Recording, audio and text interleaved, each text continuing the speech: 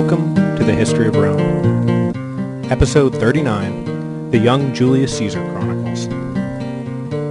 Last time, we covered Catiline's ill-fated conspiracy during the consulship of Cicero in 63 BC. This week, I want to backtrack a bit and fill in some of the gaps on our way to the formation of the alliance between Pompey, Crassus, and Julius Caesar in 60 BC, now called the First Triumvirate. In the aftermath of Spartacus's slave revolt, Pompey and Crassus had served as co-consuls, and though they functioned well enough publicly, personally they were bitter rivals, or at least Crassus was bitter rivals with Pompey. I'm not really sure how much thought Pompey ever gave to Crassus. After their shared consulship, they were glad to be rid of each other. It was not until a decade later that they were brought together again, this time by a man who would soon be consul himself and desperately needed allies in his coming flame war with the Senate, Gaius Julius Caesar. And when I say fill in some gaps, it turns out what I really meant is write a sprawling, double-length episode on Caesar's early career. Gaius Julius Caesar was born in 100 BC into the ancient patrician Julii family. Though the family traced their lineage back to Aeneas, and thus to the goddess Venus herself, they had, in recent generations, fallen on hard times. While they always maintained respectability, they had long since passed to the margins of Roman political life. Caesar's particular branch was on the margins of Roman economic life as well, and the boy grew up in a neighborhood called the Subaru, which was far, both geographically and culturally, from the estates of his fellow patrician nobles on the Palatine Hill. I think it goes without saying that being raised in what amounted to a tenement building owned by his parents had a great impact on Caesar's later populist politics. Yes, he had impeccable patrician credentials, but Caesar would always identify himself with the common man and position himself as their champion. His childhood and early career were defined by two women, his mother, Aurelia, and his aunt Julia. With his father, also named Gaius Julius Caesar, forever away on state business and dead by the time Caesar was 15, it was up to his mother to raise him. An intelligent, independent woman, highly regarded in Rome at the time, and held up as the ideal Roman woman by later historians. She came from a family of consuls and made sure that her son had the education and grooming necessary to follow in the footsteps of his maternal forefathers. The other great woman in Caesar's life was his Aunt Julia, who was married to none other than our old friend Gaius Marius. The marriage had been a boon to both families, as Marius needed patrician endorsement to keep his political career moving forward, and the Julii needed the money and fame that Marius brought with him. Though Caesar and Marius probably had limited contact with one another, the marriage joined Caesar at the hip to Marius politically, in some years for better, and in some years, obviously, for the worse. It is a testament, though, to the esteem Julia was held in, that when Sulla returned to Rome, the wife of his worst enemy, and mother of the young man he had so recently defeated on the battlefield, was herself left off the proscription lists. Caesar's first step into public life was very nearly his last. At the age of 16, while Cinna ruled Rome and Sulla was off fighting Mithridates, Caesar was named Flamen Dialis, or Priest of Jupiter. One of the oldest priesthoods in Rome, it was also smothered by archaic and bizarre traditions that, among other things, required the priest to wear a pointed hat at all times, forbade him from seeing a dead body, riding a horse, wearing knots on his clothing, or, critically, being absent from the city for even a single night. It also required that the priest be married to a patrician, so Caesar was arranged to be married to the daughter of Cinna, which, briefly, made him the son-in-law to the most powerful man in Rome. Not that this connection would do him any good personally, of course, as the appointment to the Flamen Dialis precluded any political or military career. Luckily for the ambitious Caesar, the appointment was for life. But really luckily for Caesar, Sulla returned and the appointment was nullified. The new dictator cleared the city of his enemies, and he had no use for Cinna's son-in-law and Marius's nephew in any public position. He demanded further that Caesar divorce Cornelia, Cinna's daughter, but in an act of reckless or bold defiance, depending on your point of view, Caesar refused. After this, Sulla decided that he had no use for Cinna's son-in-law and Marius's nephew, period, and young Caesar found his name on the proscription list. At the age of 19, Caesar ran for his life into the Italian countryside, hiding out with sympathetic relatives and keeping on the move.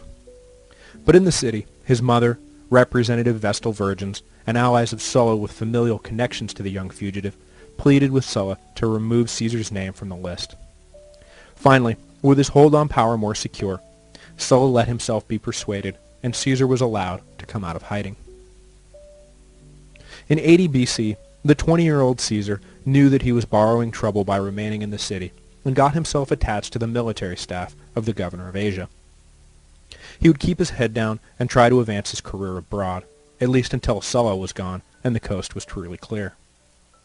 In Asia, Caesar served with distinction and was awarded the civic crown for his role in winning the siege of Mytilene. For the rest of his life, whenever he wore the simple oak wreath, all men, from the lowliest beggar to the greatest senator, would be required to stand when he entered a public festival. Caesar loved wearing the crown, delighting in how much it annoyed his senatorial enemies to stand respectfully in acknowledgment of what a brave soldier and all-around wonderful guy he was. But the siege of Mytilene would also prove the source of persistent glee for those same enemies.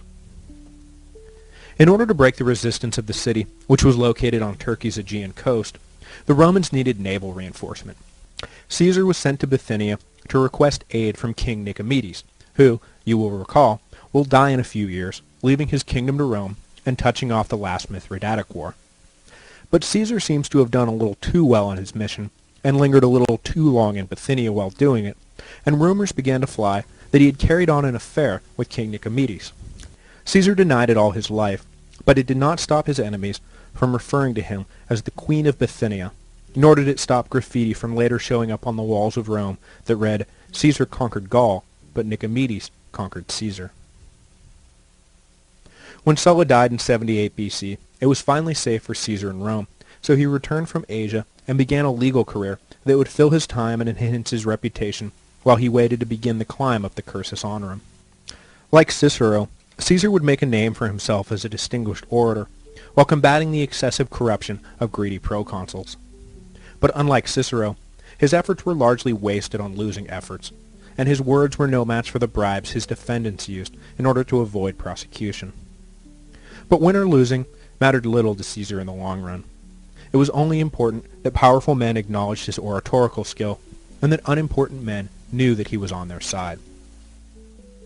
In an effort to build on his natural rhetorical talent, Caesar arranged to be tutored in Rhodes by the same master Greek who had brought Cicero's skills to such great heights. But he never reached the city. Along the way, his ship was attacked by Cilician pirates. Caesar was captured and held for ransom, a typical and lucrative practice among the pirates of the day. The pirates took a liking to their hostage almost immediately. Discovering that they were asking only 20 talents for him, Caesar was outraged and demanded that they ask for no less than 50. The pirates agreed to this humorous demand, and Caesar sent away a few of his slaves to collect the money. For the next 40 days, Caesar lived with the pirates, never once showing any sign of the terror the pirates were used to seeing in their victims.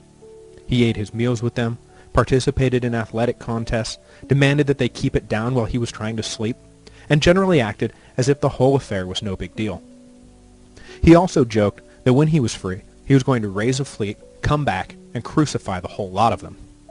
They laughed, of course, but when the ransom was paid and Caesar was let go, he immediately raised a fleet and did just that. He returned to his place of capture, sacked the hideout, and mercilessly crucified his former captors. Well, I shouldn't say mercilessly. He did slit their throats before posting them on the cross. Caesar remained in Asia after his pirate adventure, and raised a local militia to help defend Roman interests from the allies of Mithridates, but was recalled to Rome in 73 to join a spot in the priesthood vacated by his recently deceased cousin. Unlike the restrictive Flamma Dialis, this new priesthood carried with it no arcane restrictions, and in the same year Caesar was elected military tribune, his first official step in the cursus honorum. It is likely, though not verified, that Caesar served in Crassus's legions during the slave revolt during this time. In 69, he took his next step and was elected quaestor for a term to be served in Spain. But before he left, he was hit with a tragedy. His Aunt Julia passed away. And in response, the bold and unpredictable young man was, well, bold and unpredictable. It was customary for the head of the household, Caesar in this case, to deliver a funeral oration in the forum for the deceased matron. But Caesar took things one step further. Since the reign of Sulla, Gaius Marius had been legally declared persona non grata in Rome, and his likeness was banned from the public sphere. But funeral processions of noble women usually included a depiction of their husbands. Caesar never hesitated, and marched through the streets of Rome at the head of a column that bore with it images of Gaius Marius, images that had not been seen publicly for more than a decade. Throughout the city, citizens and former soldiers began remembering Marius not for what he was in his final years, but for the great man who had picked beggars up from the slums and made them honorable soldiers, who had ended the needlessly extended war with Jugurtha, and who had defeated the invading Gauls. This procession marked the beginning of Marius's rehabilitation, and earned Caesar much acclaim from the common people for whom Marius had done so much. The conservative Senate, who would have been fine never hearing the name Marius again, were annoyed, but there was little they could do to censor Caesar after the outpouring of goodwill from the masses. But that wouldn't be the only tragedy that befell Caesar, nor the last time the people would embrace him before he left for Spain. Not long after Julius' death, Cornelia, the wife Caesar had defied Sulla to stand beside, suddenly died. There were traditions dictating who deserved funeral orations in the forum, and young women almost never qualified for the honor. But Caesar defied convention and delivered a moving eulogy for Cornelia. Whether it was his intention or just a lucky byproduct, the common people of Rome were moved by his obvious grief-stricken love. This was not just another stoic noble. This was a man with a heart, a man of passion. They loved him for it. Eventually Caesar did make it to Spain, and while there, began to set up a network of clients, subjects, and allies that would serve him well for the rest of his career. Wherever he went, Caesar brought with him a reputation for fair dealing, competent administration, and mercy. He always governed with a stern but understanding hand.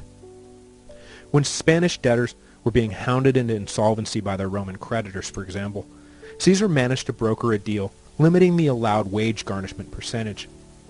But in his apparent populism, Caesar was savvy enough not to alienate the lenders, who were A, the men who could make or break his further political career, and B, the very men who Caesar would be borrowing money from to advance that political career. The wage garnishment limit was thus set at 66%, enough that the lenders did not feel cheated, but not so much that the borrowers were run out of their homes. It was the kind of practical administrative decision-making that was the hallmark of Caesar's career. Much is made of his military acumen, but he was as deft with legislation as he was with the sword. His laws, as we will see moving forward, were brilliantly written, impossible to attack, realistic in scope, and functional in implementation. Honestly, as dictators go, Julius Caesar was a man at least capable of doing the job right. When his work in Spain was completed, Caesar made his way back to Rome along the Mediterranean coast, through Gaul. On the European side of the Alps, and then on the Italian side, Caesar moved slowly, lending a sympathetic ear to the populace, settling disputes, and generally ingratiating himself with the community. As in Spain, he earned a broad base of support that he could count on for the rest of his life, particularly, of course, during the Gallic campaigns a few years hence. Back in Rome, Caesar remarried, this time choosing to the surprise of everyone, the granddaughter of Sulla. While the arrangement seemed to signal a shift towards more conservative policies, Caesar used the benefits of the familial ties he gained without letting it interfere with his populace politics. Savvy and unpredictable, 100% pure Caesar. His career continued to advance, and he was placed in charge of the Appian Way, a highly coveted administrative post, and then was elected aedile. While serving in both functions, Caesar borrowed enormous sums of money to fund public works projects, festivals, gladiatorial games, and all manner of minor expenses. It was all for the good of Rome, and his career, of course, but the scope of the debt was staggering, and Caesar's life would be defined for years by his running battles with, and sometimes literally running away from, his creditors. It was during this period that his alliance with Crassus was really solidified. Anyone with half a brain could see that Caesar was a man on the rise, and Crassus was no dummy. Yes, he was rich beyond measure, but he lacked the kind of charisma that oozed out of Caesar. By patronizing the young noble, Crassus was making sure both that Caesar never became his enemy, and that some of the magic would rub off on old Scrooge McCrassus. And Caesar needed patronage. Numerous times, Crassus stepped in when Caesar's creditors were working themselves into a murderous frenzy, and pledged himself as security against default. This would generally quell the immediate uproar, leaving Caesar free to continue planting his seed money across the Roman Empire. He wasn't just investing in any old career. As he once said to a compatriot while passing through a tiny village in Gaul, he would rather be the first man there than second man in Rome. Power of the kind Caesar sought was expensive. But there was only so much Crassus could do to help. After his term as aedile, Caesar next needed a post that did not just push him further into the red.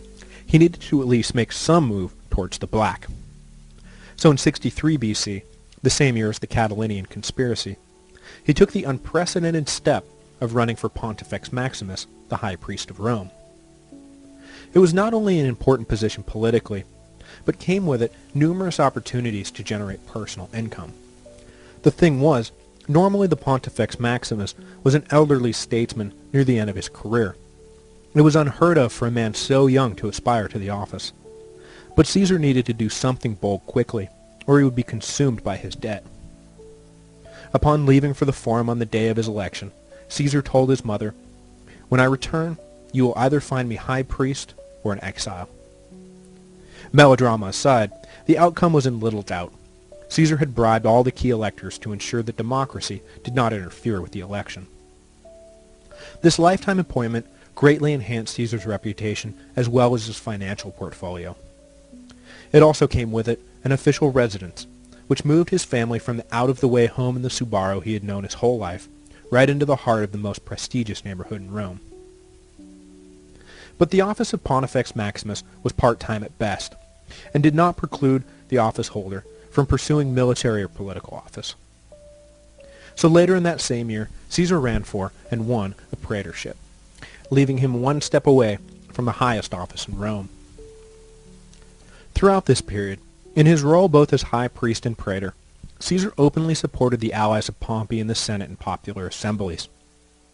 Pompey was wrapping up his eastern campaigns and sending home instructions that his conquests needed to be ratified and that his veterans would need land upon their return to Italy. Caesar had already distinguished himself as one of the few senators to support Pompey's grant of Mediterranean Imperium to fight the pirates a few years earlier, and spent his time now backing whatever Pompey indicated he required. With his eye on the consulship, and his dreams of reforming practically everything about the way the empire was administered, Caesar was keenly aware of the need for powerful friends. His populist stances and obviously high ambition had won him no friends in the Senate. If he was going to do half of what he planned, he would need a way to blunt the obstructionist senators. Caesar recognized Pompey as the perfect ally, a wildly popular general who made the Senate as queasy as Caesar seemed to make them. By supporting Pompey now, Caesar hoped that when the general came home, the favor would be returned. When his praetorship ended, Caesar was named proconsular governor of Hispania Ulterior, or Further Spain, a province that hugged the southern coast of Spain from roughly modern-day Valencia to the Atlantic.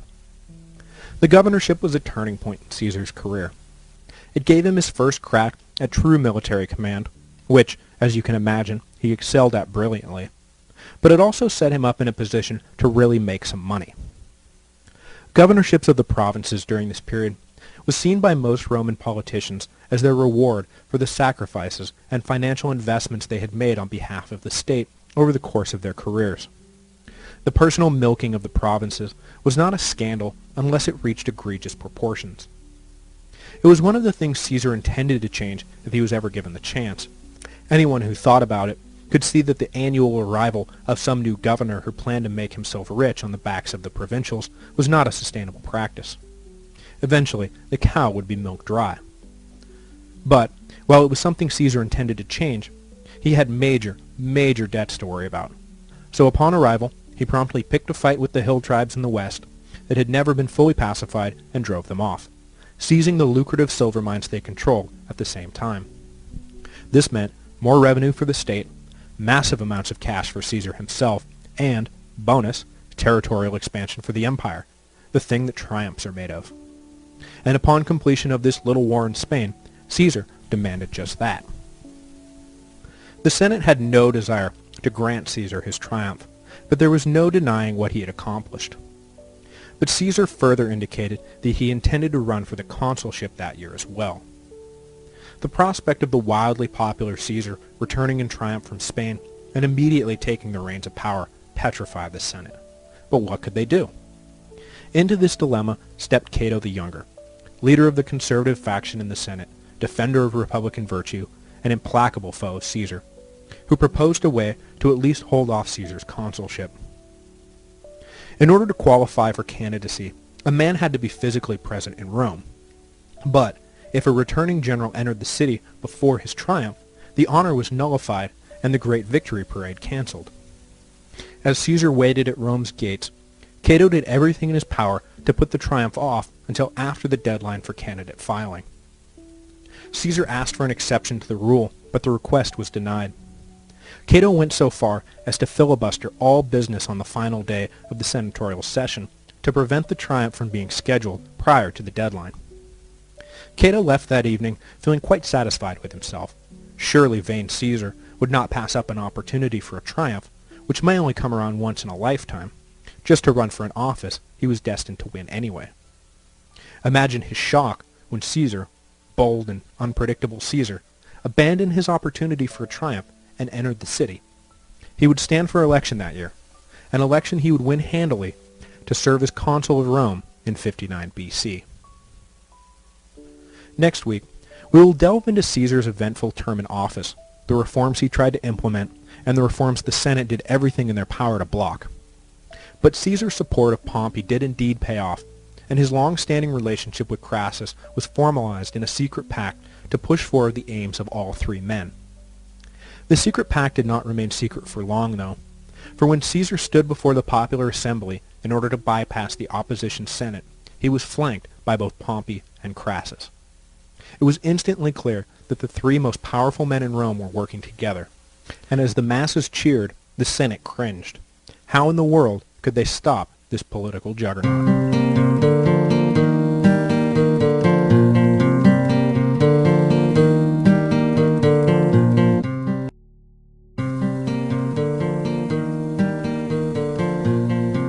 Hello, and welcome to the History of Rome, Episode 40, in the Consulship of Julius and Caesar.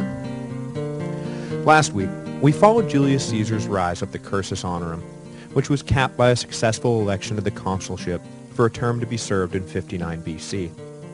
On his way up the political ladder, Caesar had spent lavishly, bribed when necessary, made a lot of friends, and even more enemies. More than anything else, he had established himself as a man to be reckoned with. He was an able governor and a brilliant military commander, a master orator, and a shrewd politician. For most Romans, the consulship marked the end of a long career. For Julius Caesar, it was only the beginning. The consular elections that saw Caesar emerge triumphant was a dirty affair, one that saw rampant bribery on all sides. It was obvious that Caesar was going to win in a walk, so the important thing to the conservative Senate was to elect someone who would stand as a bulwark against any radical reforms they suspected Caesar would try and push through. To this end, they threw all their support behind Marcus Calpurnius Bibulus, who had served as aedile alongside Caesar years earlier, and forever bore a grudge against his former colleague for taking credit for things Bibulus himself had accomplished while in that office. That personal enmity, coupled with a naturally conservative worldview, made him the perfect foil for Caesar's charismatic populism. In anticipation of the struggle with the Senate, Caesar had been lining up support across the Roman world, men at all levels of society who would back him through thick and thin. Some because they genuinely believed in Caesar's programs, some simply out of crass self-interest. Caesar spread bribes liberally and promises of patronage constantly. It made no matter to him. A vote was a vote was a vote, whether it came unsolicited or after a massive payoff. At the top of his pyramid of support, Caesar targeted three powerful men specifically. The first of these men was an obvious choice. Marcus Crassus had been a long-time backer of Caesar, and their alliance was already well known. But it bears repeating that Crassus was exceedingly wealthy and still dreamed of becoming a great military commander. Second, Caesar targeted Pompey the Great, who had struggled upon returning from the east to have his conquests ratified and his veterans settled. It took some deft maneuvering on Caesar's part to get Crassus and Pompey in the same room, but both were well aware that their own personal projects and aspirations could be realized easier with the help of the other. Last, Caesar made overtures to Rome's greatest lawyer and orator, Cicero. He appealed to Cicero's vision, intelligence, and legal savvy. The empire as presently constituted was unsustainable. Cicero could see that as well as anyone. But the conservative Senate resisted all attempts at desperately needed reform. Caesar was offering Cicero the chance to have great influence over the course correction he planned for the empire.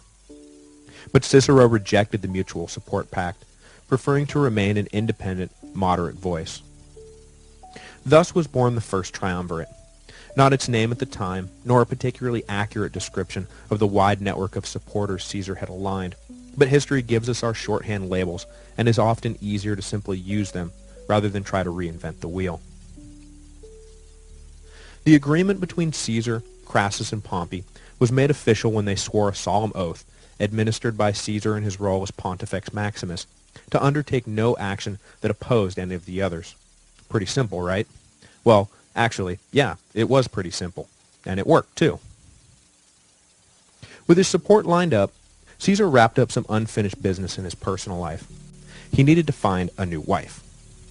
I neglected the scandal that led to his divorce from his second wife, Pompeia, last week, so before we delve into the details of Caesar's eventful consulship, I want to slide back a few years, as the man who sparked the scandal will feature prominently in the coming breakdown of civility between Caesar and Cicero. Each year, the rites of Bona Dea, the Roman goddess of fertility and healing, were performed in the home of the Pontifex Maximus. Men were excluded from the ceremony, so Caesar was out of the house, leaving his wife and mother in charge of the proceedings. Into this segregated affair slipped Publius Clodius Pulcher, a free-thinking, flamboyant loose cannon who loved thumbing his nose at stodgy Roman tradition. Clodius, dressed as a woman, lingered on the edges of the party until he was outed by Caesar's mother. It would have been bad enough for Caesar had the ceremony he sponsored simply been desecrated. But to make matters worse, it was widely rumored that Clodius was engaged in an affair with Pompeia and was taking Caesar's absence as an opportunity for a rendezvous. In response to the destructive chatter, Caesar acted quickly. He divorced Pompeia, for, whether she was guilty of the affair or not, quote, Caesar's wife must be above suspicion. The affair marked the last we will hear of Pompeia, but not the last we will hear of Clodius. I will also take this opportunity to note that while Caesar's wife must be above suspicion, Caesar himself was under no such obligation. Caesar cheated early and often on all of his wives, carrying on affairs with some of the most prominent women in Rome, including Servilia Caepionis, who was at the same time the mother and mother-in-law of Caesar's two most famous assassins, Brutus and Cassius, respectively. While the affair was on, though, she was best known as the half-sister of Cato the Younger. Caesar played politics to win and knew he was getting Cato's goat, hopefully forcing the staunch conservative, in his personal rage and embarrassment, to get sloppy. Caesar finally settled on marrying the daughter of the statesman Lucius Calpurnius Piso, who would coincidentally follow Caesar in the consulship the next year. And with Calpurnia by his side, Caesar took the oath of office in 59 BC, immediately setting to work on his reform program. First up, as agreed to by the three triumvirs, was a land redistribution program aimed primarily at Pompey's veterans, but further intended to alleviate the general problem of urban poverty that had become a chronic disease in Rome. Since the closing days of the Punic War, land ownership in Italy had become more and more centralized into fewer and fewer hands. The large landowning nobles further exacerbated the problem by importing slaves to work their estates rather than relying on a sharecropping system that would have kept locals tied to the land. These displaced ex-farmers flooded into Rome, putting enormous strain on the treasury and contributing to a general atmosphere of lawlessness in the growing slums and housing projects. And with so many of the landless being ex-soldiers, the possibility of violent uprisings was always just a few missed meals away. Caesar entered for the Senate's consideration a carefully written bill to address the issue. State-owned land would be opened up to settlement, and state funds would be used to purchase further tracts from willing sellers at the land's assessed value. The money to do this would come from the treasure Pompey had brought back with him from the east, making the project cost neutral. In order to mollify the change-adverse Senate, Caesar specifically exempted the rich lands of Campania, which had long been owned and operated by the nobles of Rome for their personal enrichment. But the exemption was not enough, and the Senate, though unable to voice a single constructive criticism of the bill, nonetheless stalled its passage. If they let Caesar pass such a popular bill, his influence would skyrocket off the charts, and they simply could not allow that to happen. Cato rose in opposition and began to talk, and talk, and talk, and talk. Pretty soon, it was clear that he intended to talk until the sun fell out of the sky. The merits of the bill were no longer in question. This was a naked stall tactic, pure and simple. Caesar grew impatient, and then enraged at Cato, and in his fury made one of his few political miscalculations. He ordered that Cato be seized and hauled off to jail for obstructing senatorial business. The Senate was understandably shocked at one of their most respected members being hauled off to jail like a common criminal, and in protest walked out of the session en masse. Caesar caught a member who he knew to be at least sympathetic to his cause and asked why he too was leaving. The senator replied, "I would rather be in jail with Cato than here with you."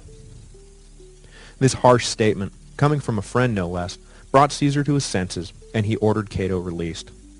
But the battle over the bill was just heating up.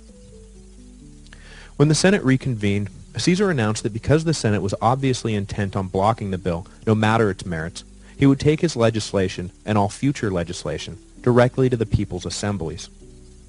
Now, at this point, the Senate simply knew that Caesar was a popular and charismatic politician. What they did not know about was the triumvirate alliance, and that he had the power and resources to make good on his threat to bypass them completely from here on out. But the next day, as Caesar stood before the popular assembly, an assembly packed with Pompey's veterans, the Senate was in for a rude awakening. Standing beside Caesar were Crassus and Pompey. And when Pompey strode forward and announced his intention to back the legislation, with his sword if necessary, to the roaring approval of the crowd, the Senate realized the whole ballgame had changed behind their backs. The secret pact was now out in the open. The question was, could the Senate do anything about it? Bibulus, Caesar's co-consul, swore to do everything in his power to prevent the bill from passing, despite the jeers and threats that rained down on his head by the increasingly unruly mob. Clearly this was not a time for open confrontation, so Bibulus beat a hasty retreat to plan his next move. What he came up with was sneakily brilliant, obviously an abuse of power, but technically an insurmountable hurdle to Caesar's entire program. One of the functions of the consul is to decide which days over the course of the year will be considered holy days, on which no public business can be transacted. With the help of some conservative tribunes, Bibulus simply declared that every day left in his and Caesar's consulship was a holy day. Public business would be shuttered for the rest of the year. It was ridiculous, of course, and everyone saw it for what it was, but there was little Caesar could do about it. Without a legal leg to stand on, though, Caesar refused to be deterred. He pressed on for a vote on the land bill anyway, and decided to deal with the legal implications later. The people, at least, were with him. On the day of the vote, Caesar packed the forum with allies, and victory was never in any doubt. But Bibulus, much to the surprise of everyone, strode right into the belly of the beast and began denouncing the bill and declaring the proceedings illegal. The mob erupted in anger. Bibulus and his lictors were assaulted. A bucket of manure was dumped on the consul's head, and most importantly, his fasces, the symbol of consular authority, were broken. Bibulus fled from the scene. From that point on, he essentially retired from public life, spending the remainder of his consulship holed up in his house, refusing to come out. This was the origin of the satirical Roman quip that events of the year took place in the consulship of Julius and Caesar. With the opposition out of the way, the bill passed, and a land commission was created to oversee the redistribution. To ensure that there would be no conflicts of interest, Caesar declared that he would not take an active role in the project. Crassus and Pompey, however, both agreed to the honor of serving the people as commissioners. Nope, no conflicts of interest there. After the law took effect, however, it was clear that there was not enough land to fill all their requests. So, possibly for practical reasons, and almost certainly for personal ones, Caesar announced that he was granting the new land commission purview over Campania, aka the Senate's backyard, just as he had promised not to do. Perhaps if the Senate had joined with me in the initial stages of the legislation and not ignored the will of the people for so long, etc., etc. Next up on Caesar's list was the ratification of Pompey's Eastern campaign.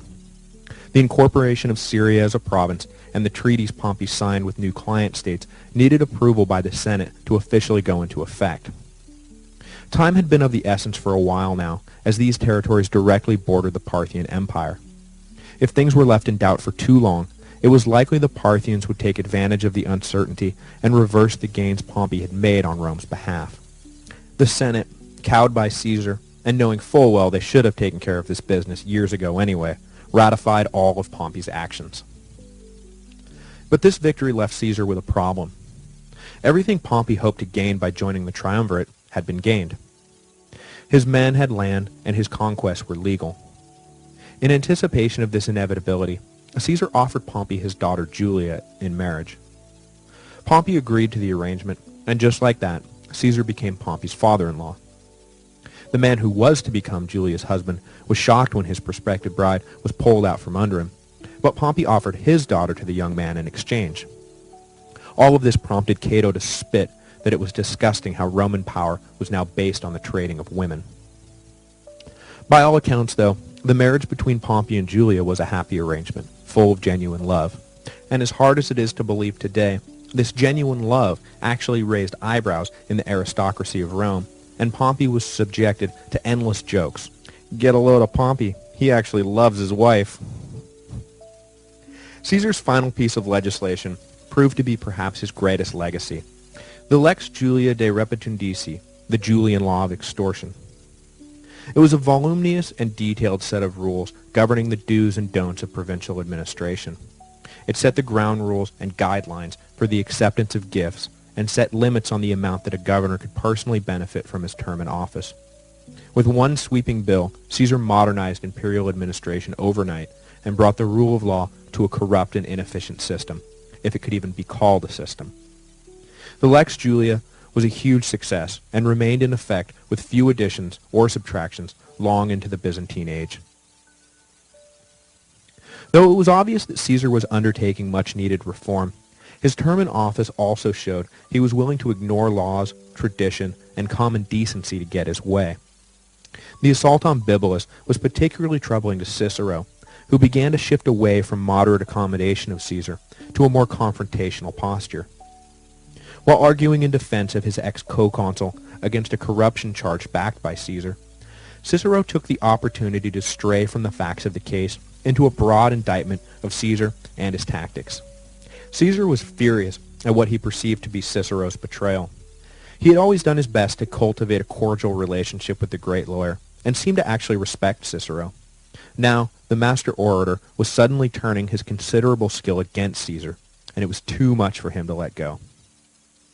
In retaliation, Caesar decided to cut loose Clodius, he of the Bona Dea scandal. Clodius was a rabid opponent of all things conservative, and bore a special hatred for the pompous and vain Cicero. But because of the enemies he had made over the years, the patrician Clodius found himself publicly blacklisted from pursuing high office. So he hatched a plan to throw away his patrician status, an unthinkable act, so he became tribune of the plebs. The fix was simple. He just needed to be formally adopted by a pleb. Thus, as lineage was patriarchal, he would immediately cease to be a patrician. But he couldn't find anyone willing to make his proposed adoption legal. After Cicero's scathing indictment, however, Caesar, as Pontifex Maximus and consul, decided to validate Clodius's adoption. The iconoclastic loose cannon was adopted by a pleb half his age, and immediately announced his candidacy for the tribunate. Once he had some power at his disposal, he planned to unleash the full brunt of it on Cicero and against anything else he deemed decadent and worthless. Caesar hoped to maintain some influence over Clodius, but it would soon become clear that having attained the tribunate, Clodius considered himself beholden to no one. With his consulship winding down, Caesar had two overarching concerns. First, he had to ensure that his reforms, now enacted, would not immediately be repealed, and second, he had to make sure that he was protected from personal prosecution. His enemies in the Senate were compiling a long list of charges that they would bring against him the minute he became a private citizen. If Caesar did not secure a nice long proconsulship, he was liable to be hauled into court and destroyed. Now, it would have been unthinkable for Caesar to receive no proconsulship at all, so the Senate laid the groundwork for his consular imperium to extend to the fields and pastures of Italy. It would have been an embarrassing assignment and would have denied Caesar access to both personal enrichment and military command. They intended for Caesar to command the streams of Italy for a year and then return to Rome a private citizen, whereupon they would crucify him, perhaps literally. Toward the first major concern, securing the continuation of his new laws, Caesar took two steps. First, he ensured that his new father-in-law would be elected consul the next year. Caesar could then rest assured knowing he would leave office with a staunch ally standing ready to veto any attempt to alter his laws.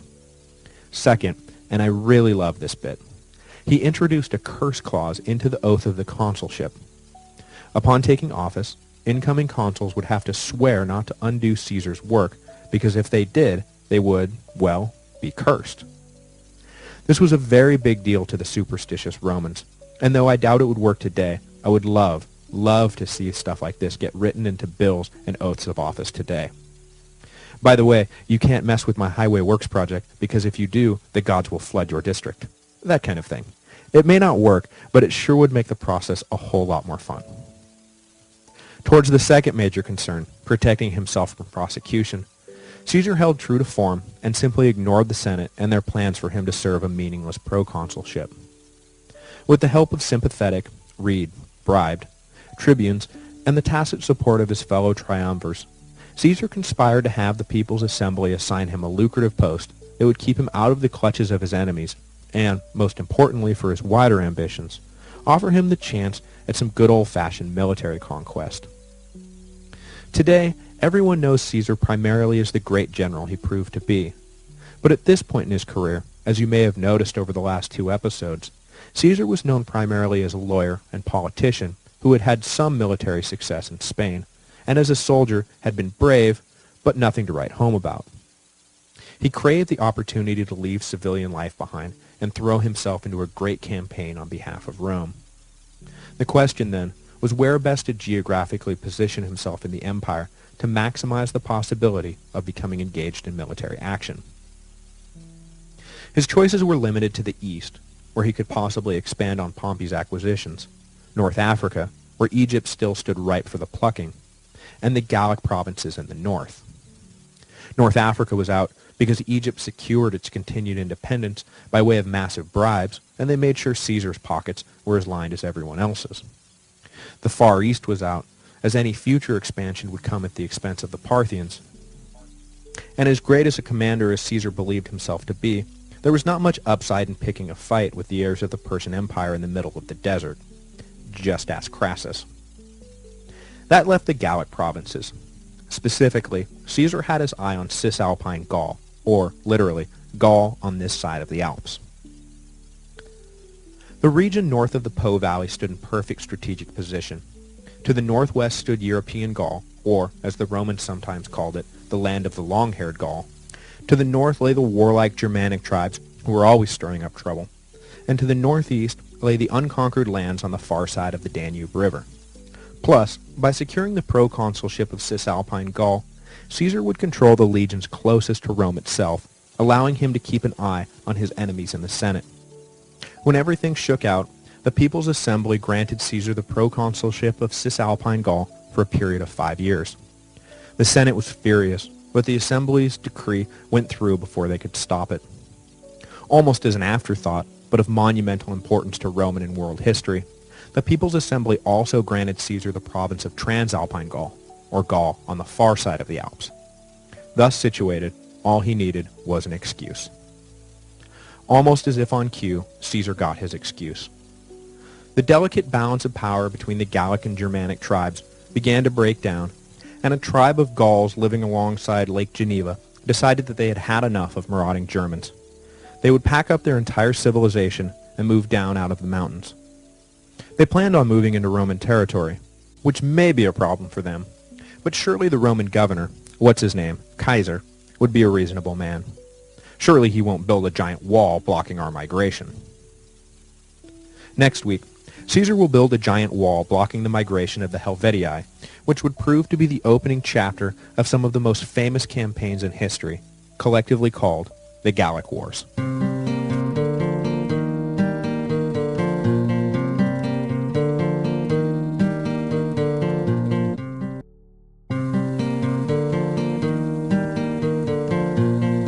Hello, and welcome to the History of Rome, Episode 41A, the Gallic Wars.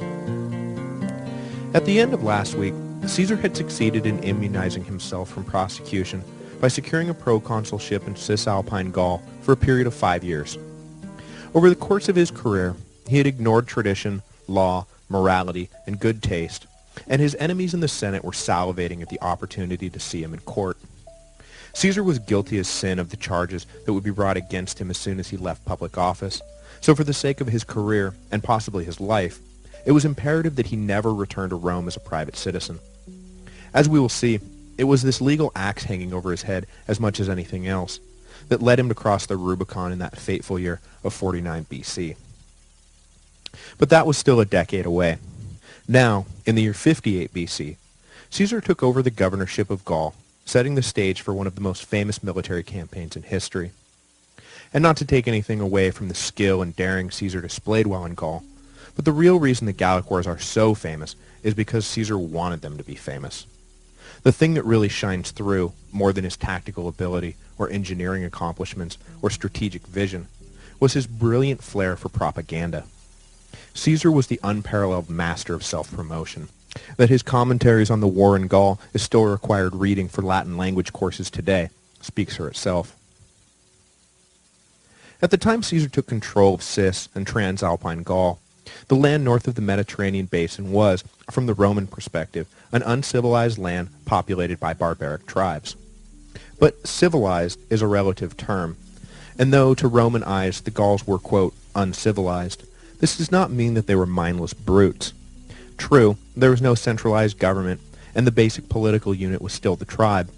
But there were towns, craftsmen, religion, money, ornamentation, literacy, and political intrigue. I think the proper analogy here is the European arrival in the New World. The native Indians were dismissed as primitive by the civilized Europeans, but I think anyone who takes even a cursory glance at the workings of, say, the Iroquois Confederacy would be hard-pressed to argue that there was not a sophisticated civilization at work prior to the arrival of Western settlers. The same is true of the Gauls. To the average clean-shaven Roman, the long-haired Gaul must have seemed like something out of a primordial nightmare, but I think that there was a lot less separating them than either side would have cared to admit. Independent Gaul encompassed what is today France, Belgium, the Netherlands, and parts of Switzerland. The Romans controlled the southernmost territory in the Mediterranean basin, but since their days of initial expansion during the Punic Wars, they had shown little interest in moving north and seemed content to simply control the land route to the rich province of Hispania. In the east, Gaul was understood to end at the Rhine River, across which lay Germania. The relationship between the Gauls, the Germans, and who's doing what on whose side of the Rhine will be of great importance not only to the unfolding Gallic Wars, but for the rest of Roman history, as the Rhine River will eventually stand as the official border of the Roman Empire.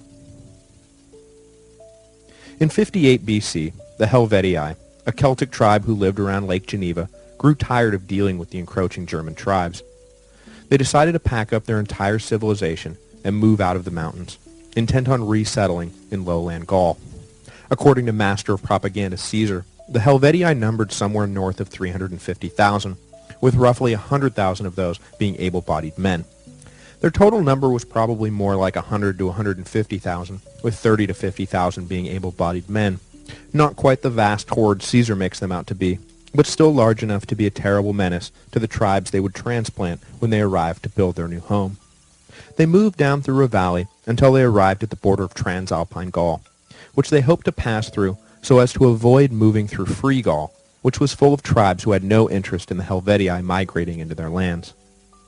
At this point, they sent envoys to meet Caesar and request safe passage through Roman territory. Caesar agreed to consider the request and asked for the envoys to return at a later specified date to receive an answer. But Caesar had no intention of letting the Helvetii pass, and was simply stalling for time while he gathered his legions and built a huge fortified wall from one end of the narrow valley to the other. When the Helvetan envoys returned, the giant wall they ran into spoke for itself. Caesar's answer was no.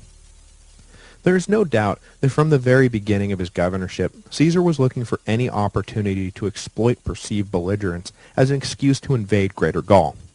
The Helvetan migration was simply the first opportunity that presented itself, and Caesar wasn't going to pass up an excuse to pick a fight.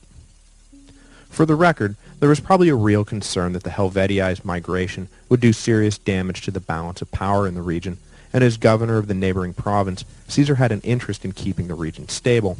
But you get the feeling that the Helvetii could have been looking for a place to plant a nice flower garden to brighten everyone's day, and Caesar still would have poked them in the eye with a stick. The Helvetii, though, were not looking for a place to plant a nice flower garden. They were warriors through and through, and reacted the way warriors react when someone pokes them in the eye with a stick. They attacked. But the Roman engineers had done their job with the fortifications, and the legionaries did their job with the fighting, and the Helvetii were easily repulsed. So the migrating Celts had no choice but to head north and pass through hostile Gallic territory. Caesar quickly returned to the Italian side of the Alps, picked up 3 legions he had in reserve, and raised 2 more from the local population. When the Helvetii spilled into Gaul, Caesar would be ready in case the call for aid arrived. Right on cue, an allied tribe ransacked by the incoming Helvetii sent a mission to beg the Romans for aid. They found Caesar more than willing to help his poor beleaguered allies drive off the nasty Helvetii. Were the allied tribes asking for his legions to march into their territory? Yes, yes, the missions replied. Intervention formally requested. Caesar had his legal cover. The Roman invasion of Gaul had begun. Caesar caught up with the Helvetii as they crossed what is today the Saône River, near the border between Switzerland and France. He waited while 3/4 of the Celts were across the river, and then, with only 25% left on the east bank, charged in and attacked, annihilating the far smaller group while their comrades watched on from the far bank. The Helvetans were incensed at this cowardly move. Their sense of honor demanded open conflict between 2 armies, with lots of opportunities for individual bravery. They did not understand an enemy that would intentionally launch a surprise attack against a much weaker force. They drew the conclusion that the Romans were afraid of facing the full Helvetan army. They should have drawn the conclusion that Caesar didn't care a whit about Celtic honor. He was just going to systematically destroy them. With the bulk of the Helvetans, though, now loose in Greater Gaul, Caesar knew he would not be able to simply pick around the edges for long. He followed the Helvetii into modern France, but in doing so, made a strategic decision that would come back to haunt him. In order to stay mobile during the invasion, Caesar decided to forego establishing a secure supply line back to Roman territory. Instead, he intended to live off the land, and off the supplies he demanded from his Gallic allies. This was a risky decision that very nearly ended the invasion before it really began. See, not all the Gallic tribes, not even the tribes technically allied with Rome, were super excited about a Roman army rampaging around their territory.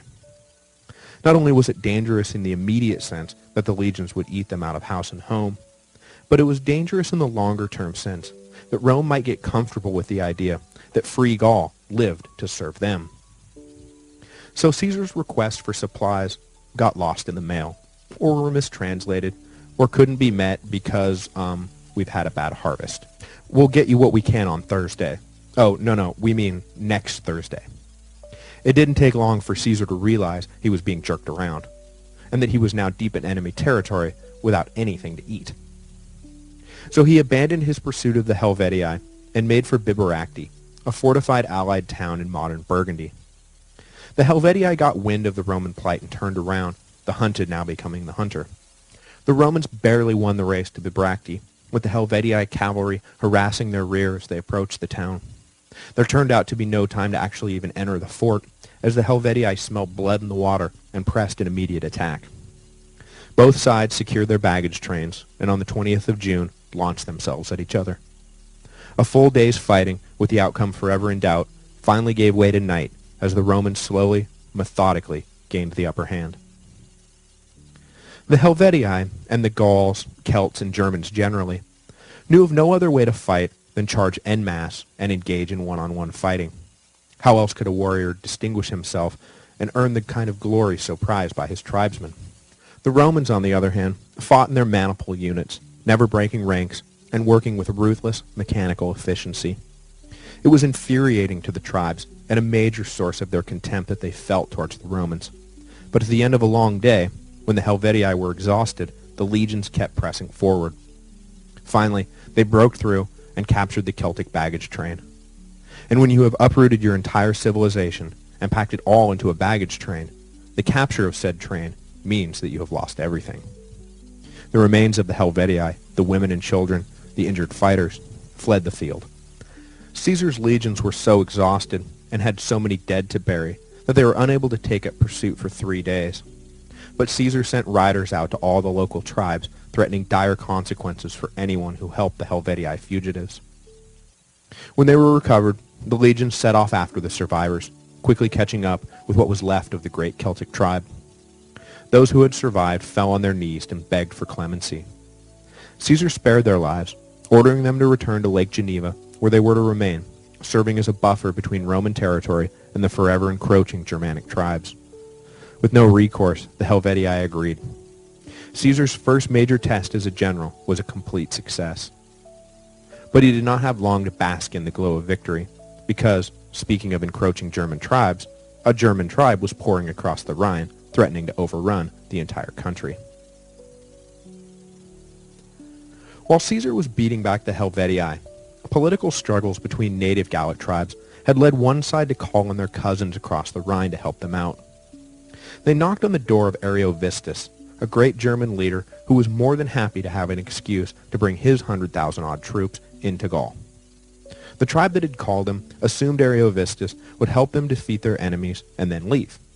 Ariovistus thought Gaul a nice place to rule, and he turned ruthlessly on nominal Gallic ally and nominal Gallic foe alike. This forced both sides of the internal Gallic struggle to turn to the Romans for aid.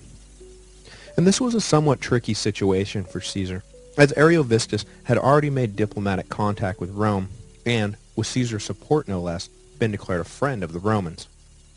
But that did not give the German king carte blanche, and Caesar was already considering Gaul his own personal backyard. He marched northeast towards the Rhine, where the Germans were camped. At this point, Caesar was just coming off an extremely hard-fought battle with the Helvetii, and was in no mood to take on a huge and fresh German army. So his intention was to convince Ariovistus to withdraw back across the Rhine, or at the very least, prevent any more Germans from coming into Gaul. Caesar sent envoys ahead asking for a meeting, but the German king would have none of it. So Caesar sent a note containing the provisions by which the Germans would be allowed to stay in Gaul. No more Germans could cross the river. Any Gallic hostages the Germans held must be returned, and they must agree to not make war on any native Gallic tribe. Ariovistus scoffed at these terms, and replied incredulously that it was rich for a Roman general to be making demands so far from his home. If Caesar wanted to force the issue, he was more than welcome to try. While this back and forth was taking place, ever more Germans were invading across the Rhine, and calls for help were coming down from the local Gauls. Caesar knew he had to put a stop to the invasion. His legions could certainly stand to be outnumbered in battle, but there was a practical limit to what they could match. So Caesar moved north through the dense forest west of the Rhine to close the spigot. Marching for days through trees so tightly packed the sun disappeared toward an enemy that was amongst the most feared in the ancient world, the legionnaires' nerves began to waver. With each passing day, stories passed through the ranks about the Germans took on a life of their own, until the average foot soldier was convinced that Caesar was marching them to face 15-foot-tall cannibals who breathed fire and used black magic to curse their enemies. Caesar nipped this brewing mutiny in the bud by convening a meeting of his centurions, the veteran soldiers who led the men day to day, in camp and in battle. He shamed them all publicly for doing nothing to stop the growing discord, and all but called them cowards for being frightened of a dark forest and some no-account brutes from across the river. The shaming worked, and the dissension in the ranks was quickly silenced. His army fully committed, Caesar closed the final miles between his legions and Ariovistus's massive German army. Upon arrival, Caesar built a fortified camp and was surprised to discover that suddenly the Germans were ready to talk. Ariovistus called for a meeting at a neutral site with numerous preconditions, not the least of which being that the two leaders could only be accompanied by cavalry, absolutely no infantry guards. In practice, this meant that Caesar would have with him none of his fellow countrymen, as his cavalry was exclusively made up of Gallic auxiliaries.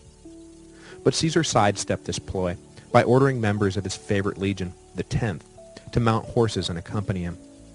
It was from this episode that the 10th, one of the most famous legions in Roman military history, earned the nickname that they would carry with them for the rest of their existence, the 10th Mounted Legion. The meeting with Ariovistus was as strange as it was unproductive. The German leader was agitated and belligerent, but refused to commit himself to battle, though he implied that if it did come to battle, that word had come from the Roman Senate that the German had their blessing to wipe Caesar and his legions off the face of the earth. Meanwhile, while the two leaders talked, the German cavalry hurled javelins and stones at the Roman guard. It was obvious that the Romans were being baited, but Caesar refused to bite. As he returned to camp, the one thing he could not figure out was why the Germans did not just attack.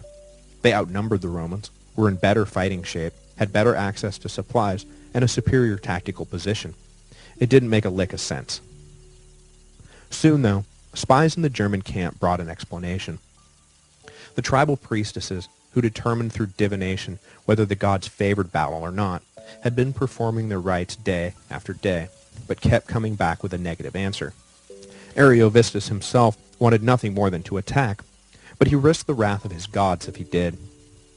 Caesar immediately acted on this crucial piece of intelligence and made ready for an immediate assault on the German camp. Once their blood was up, the Germans were sure to fight hard, but maybe their religious hesitation would cause them to flinch or withdraw at the outset. For the outnumbered legions, it was their best hope for total victory. The next day, Caesar launched his full-scale attack. Whether religious concerns played a role in the fighting is unknown, but the Germans certainly didn't act as if their gods didn't want them fighting. However, as with the Helvetii, a full day's hard battle, taking place first on open ground and then on the trampled bodies of the dead, finally began to break the Romans' way. One of the wings, led by Marcus Crassus's son Publius, began to drive the Romans back, finally snapping the enemy line. The Germans broke headline for the Rhine, abandoning imperial dreams in Gaul, and now hoping to simply make it home alive. The 15 miles back to the river was a running slaughter, with Caesar ordering that no prisoners be taken. Ariovistus, displaying great courage and honor, abandoned his wife and daughter to the Romans and escaped on a small raft back to Germania. He never crossed the Rhine again. In one summer, Caesar had destroyed 2 massive invading forces and was fast making a name for himself as one of the greatest generals in Roman history. Here he was, campaigning where no Roman legion had gone before, defeating the very barbarians who had haunted Roman nightmares from the days of the great sack of Rome 350 years earlier. Caesar, of course, took every opportunity to send home breathless reports from the front line about his extraordinary campaign, his own genius, and the courage of his men. And in the public imagination, Julius Caesar was fast growing into a larger-than-life figure, who would soon eclipse his jealous triumvirate colleagues, Pompey and Crassus. For about a nanosecond, native Gauls held Caesar in the same esteem his fellow Romans did. He had prevented first the marauding Helvetii, and then the fearsome Germans from ransacking their homeland. Think if Caesar had failed, why, they could have been made mere vassals of some invading foreign power. They celebrated Caesar, and then wished him a safe trip back to Roman territory. Thanks for all your help. Maybe we'll call you sometime. But Caesar wasn't going back to Rome, and his army wasn't going anywhere.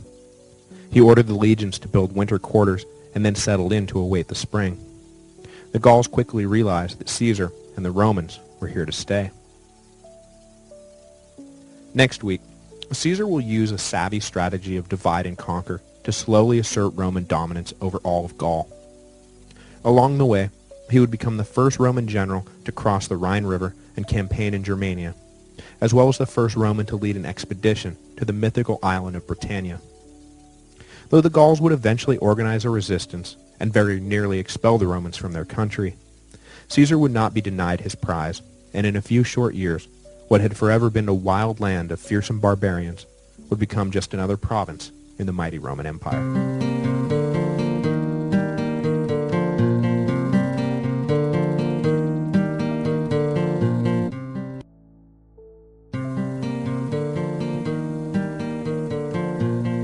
Hello, and welcome to the History of Rome, Episode 41B, the Gallic Wars.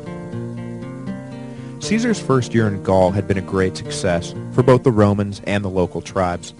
Two invading hordes, first the Helvetii and then the Germans, had been repulsed by the legions.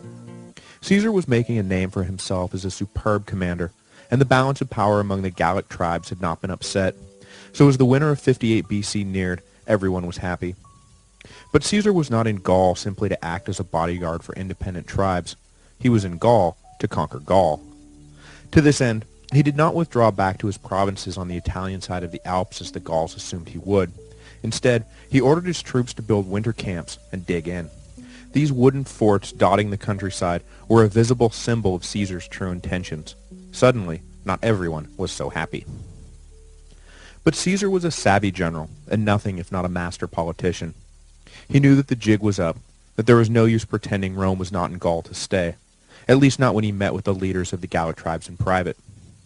Some tribes swore instantly to resist Roman domination, but others were persuaded that conquest was inevitable, and the only question was who would enjoy what privileges in the new Roman order. Caesar played rivals against each other, promising to settle ancient scores for one side or the other in exchange for support, intelligence, or troops. What Caesar managed to achieve in the tent prevented the Gauls from ever truly uniting in the field. When the spring of 57 BC came around, the Roman occupation was immediately challenged in the north by a confederation of Belgic tribes.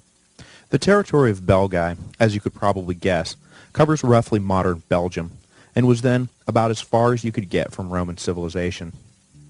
The tribes in southern Gaul were long accustomed to dealing with the Romans, but Italian traders rarely made their way this far north. So it is no great surprise that this would become the epicenter of initial resistance. But Caesar had been able to convince at least one of the Belgic tribes that support for Rome was in their best interest. When this tribe came under attack for their foreign allegiance, Caesar was quick to intervene, hoping to prove that friendship with Rome was not just a one-way street. Those who helped Rome would in turn be helped by Rome. Also, it was a lovely excuse to conquer Belgium. That Caesar had a Belgic ally was the good news. That he only had one Belgic ally was the bad news. He marched the legions north to support his new ally and prevent the Belgae from coalescing into a single force. But he arrived too late and saw to his dismay that a huge army was gathered. Skirmishes broke out, and a brief, bloody battle was fought to prevent a portion of the Belgae from circling around behind the Romans. Caesar, outnumbered and deep in enemy territory, had to think fast. Doubtful that he would be able to win a fight in the open, Caesar called for a play that had proved so effective at the end of the Third Samnite War. He ordered squads to fan out across the countryside and sack every settlement they came across. With all their warriors massed in one place, the civilian Belgae were helpless, and soon the whole territory was in flames. With little internal cohesion except a hatred of the Romans to bind them, the Belgic army quickly evaporated as tribes returned home to protect their property. Caesar was now free to march from tribe to tribe and pick them off one by one. Sometimes the locals resisted and were destroyed, but more often than not, they saw the handwriting on the wall and surrendered. One tribe in particular, though, the Nervii, neither surrendered nor were pushovers in the field. At one point, they managed to catch the Romans by surprise as they built a camp, and in the confusion nearly shattered the legions before Caesar could rally his troops and counterattack. But aside from this one near disaster, the conquest of the Belgae went off without a hitch, and Caesar entered the winter of 57 BC with nearly the whole of Gaul already under his thumb. Over that winter, with the Romans again building camps across the country, Caesar returned to Cisalpine Gaul to attend to his duties there. He was, after all, still the governor, and there was a backlog of high-importance action items that he had been neglecting. While on the Italian side of the Alps, Pompey and Crassus left Rome to join Caesar for a conference. The triumvirate was renewed, and it was agreed that Pompey and Crassus would again serve together as co-consuls for the year 55 BC. The three men also took the time to divvy up the Roman world between them. Caesar would have his proconsulship of Gaul extended for another 5 years, and upon completing their term in office, Pompey would be appointed proconsul of Hispania and allowed to govern in absentia, while Crassus would receive the governorship of Syria. This would be the last cooperative venture between the three triumvirs. Crassus would soon lay dead in Syria after a humiliating defeat at the hands of the Parthians, and the familial bond between Caesar and Pompey would soon be shattered by the death of Julia, Caesar's beloved daughter and Pompey's beloved wife. With their agreement in hand, each of the triumvirs went about their business.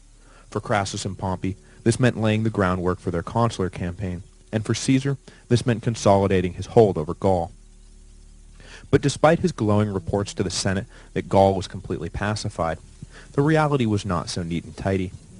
This time, trouble came from the Veneti, a maritime tribe from Brittany, who decided to take their shot at avoiding Roman domination.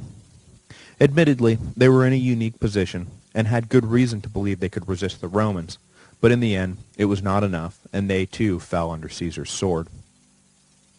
The Veneti's unique position was a mastery of the sea that the Romans could not match.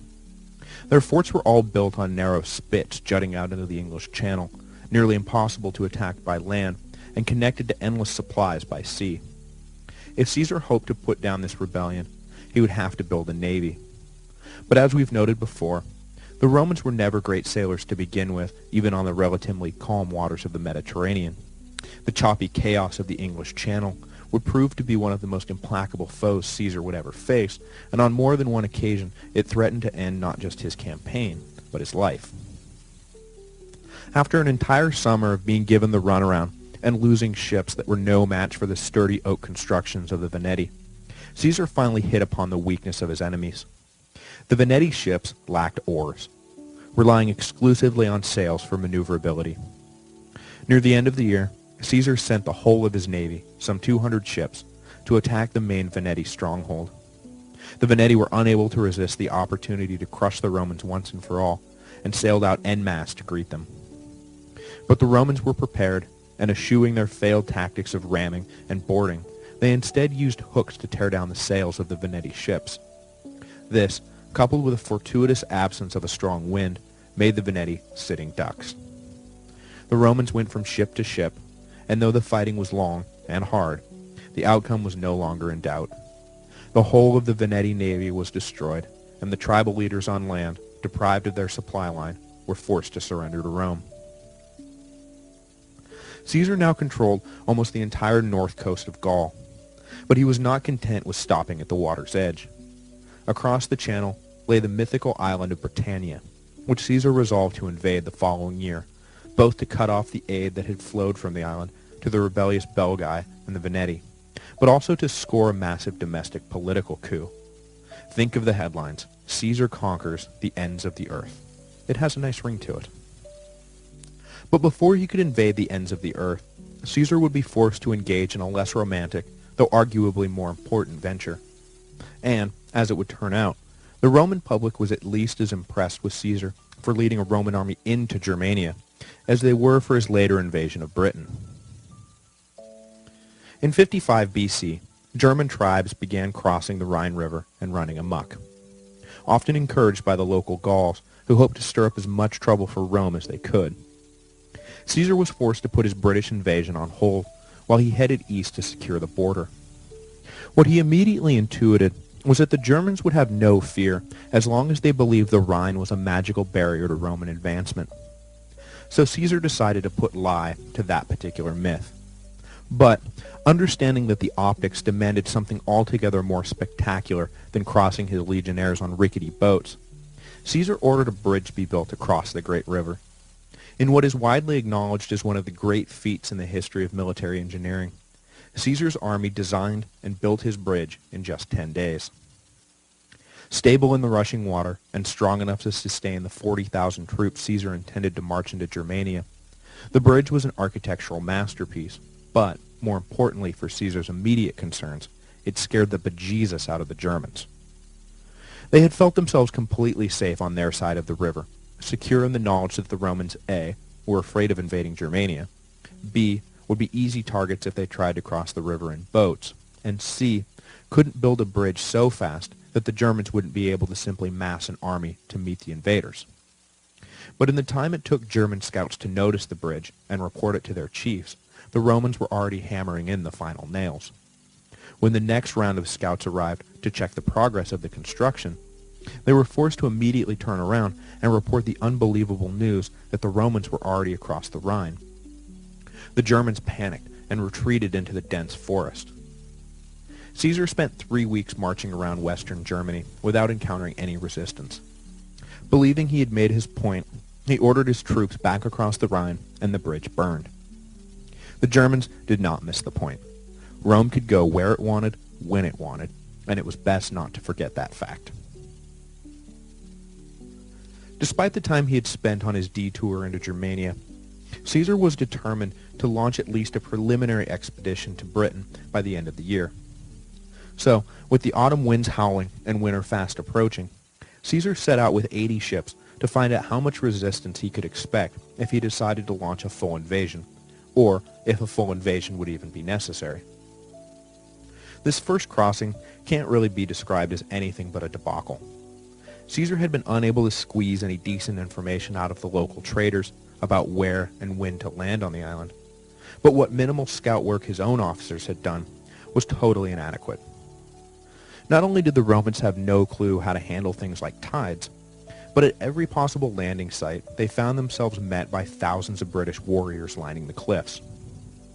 Finally, with great difficulty, Caesar was able to land his fleet and establish a small beachhead. But as soon as his ships were anchored, a storm swept in, smashing his fleet against the rocks. The beleaguered Caesar made contact with the local tribes and tried to put on a brave face, but it was obvious to anyone with eyes that the Romans posed no threat whatsoever. The local Britons indulged Caesar's pompous demands that they send hostages to secure the goodwill of Rome, and returned to their tribes, promising that, yeah, they'd get right on that. Caesar didn't even wait for them not to comply, generously agreeing to accept the hostages in Gaul, rather than forcing the Britons to respond right this very second. He patched up his fleet as fast as he could and sailed back to Gaul. Only 2 British tribes actually sent their promised hostages. The next spring, though, Caesar launched a far better planned invasion. The Romans never did get a handle on the tricky tides of the North Atlantic, but they were able to land without as much difficulty and establish a proper base. This time, Caesar arrived not with 80 ships, but 800 ships. The southern Britons were forced to take this threat a little more seriously, but they still proved to be a hard bunch to get a handle on.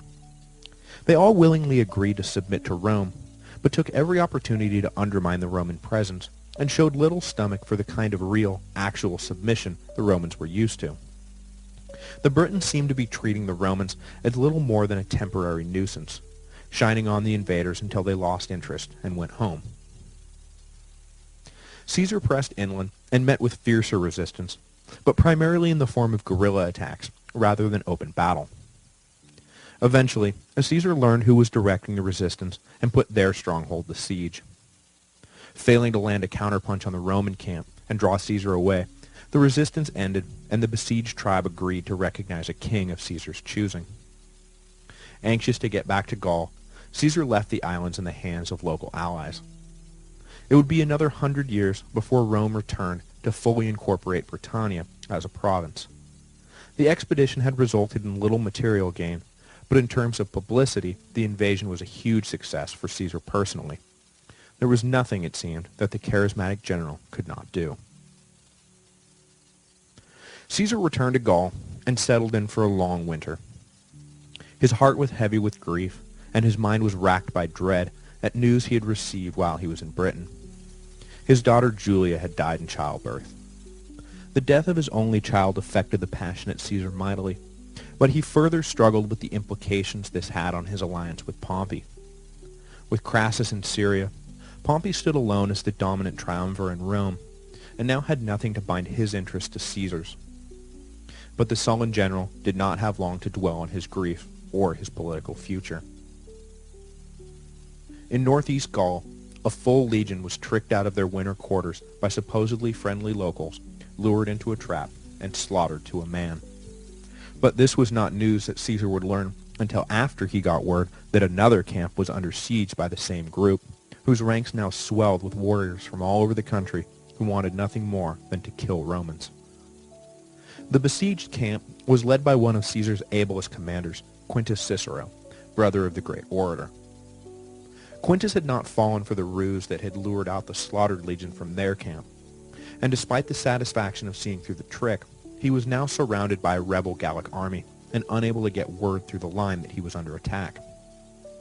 Finally, a slave agreed to slip through and make contact with Caesar in exchange for his freedom. Once alerted, Caesar immediately charged out into the winter snows to relieve the besieged legion and arrived just in time. The sight of Caesar's army scattered the rebels, and Cicero's legion was saved. Nearly every soldier trapped inside the liberated camp had been wounded in some fashion or another, and Caesar praised them all to the hilt, handing out awards and honors left and right. It was not lost on these men, nor on the men who had done the liberating, that Caesar seemed to genuinely care about the average soldiers under his command. Throughout the campaign, Caesar famously referred to his men not as soldier, but as comrade. These simple acts of familiarity and compassion helped breed in his troops the fanatical loyalty that would prove decisive in the coming civil war. These men were never Roman legionaries. They were Caesar's legionaries. When the spring of 53 BC came, Caesar had one thing on his mind: revenge. He brought the full weight of his army down on northeast Gaul and engaged in a genocidal campaign against the tribes that were behind the assault on Cicero's men, and, the Romans had later learned with horror, the murder of the tricked legion. Without remorse, Caesar slaughtered the men and sold the women and children into slavery. During this year in the field, Caesar also built a second bridge across the Rhine to halt aid and comfort that was coming in from Germania. He hoped to achieve not only a measure of revenge, but also signal that Gaul was no longer a free country, and that any attack on Rome would be met with the swiftest and most brutal repercussions. In this, he was not entirely successful, as the brutality of 53 BC proved to those Gauls who still had fight in them that they had better do something now, or they would all wind up like their annihilated cousins in the north. But in a larger sense, the campaign was effective. It galvanized the last of the independent-minded Gauls, and when Caesar defeated them the following summer, all formal resistance was wiped out with them. But on the cusp of this great victory, Caesar's political fortunes in Rome were quickly spinning out of control. He had offered his grandniece Octavia, the sister of the future Caesar Augustus, to Pompey in marriage in an attempt to re-secure their alliance. But Pompey spurned the offer, and instead agreed to wed the daughter of one of Caesar's most hated enemies, a man named Quintus Metellus Scipio. This was not a good sign. On top of that, Marcus Crassus, long Caesar's benefactor, died fighting in a disastrous campaign in the east. The triumvirate was literally and figuratively dead. But there was no time to worry about domestic political concerns. In 52 BC, the last great battle of the Gallic Wars was set to be fought. Since he had arrived in Gaul 5 years earlier, Caesar had effectively used Gallic tribal rivalries to his advantage and avoided ever facing a united front. Now, though, with the noose finally closing around their necks, the Gauls joined forces under the banner of Vercingetorix, a Gallic king who would lead the last stand for his country's independence. I hope I'm not giving away the ending when I say that Vercingetorix would meet his end after being paraded through Rome in chains during Caesar's triumph. Cause of death? Unceremonious strangulation in a Roman jail cell. Prior to this ignoble end, however, he was the last best hope of the Gauls, and would cause as much grief to Caesar in one summer as the Roman general had experienced during his entire occupation of the country. In the dead of winter, the Gallic king launched his rebellion by embarking on a scorched earth campaign. The Romans had been living off the land since their arrival, allowing them greater mobility and freedom from worries about protecting a supply line.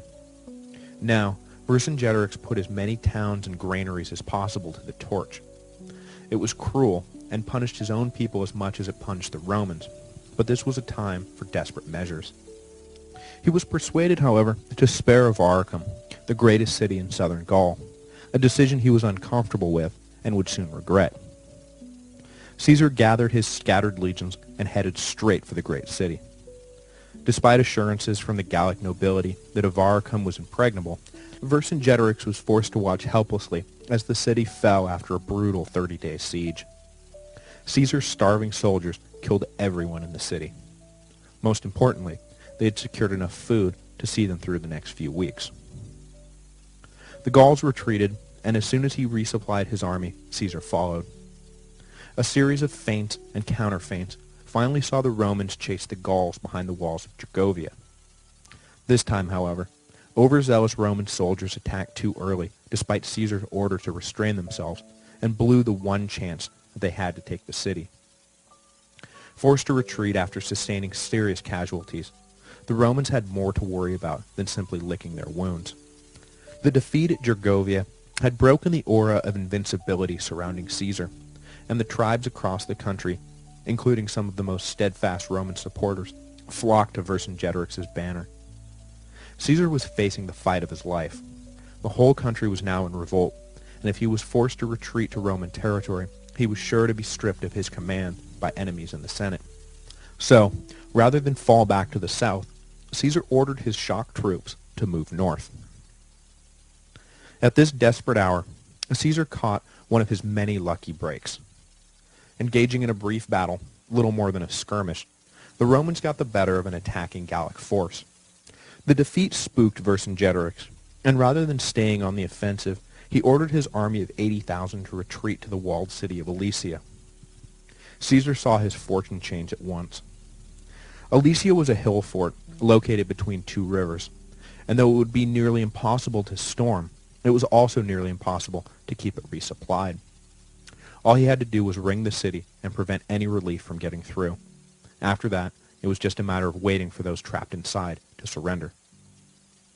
So Caesar ordered a wall built around the entire city. The Gauls inside launched attacks to try and halt the construction, but the Romans fought them off and kept building.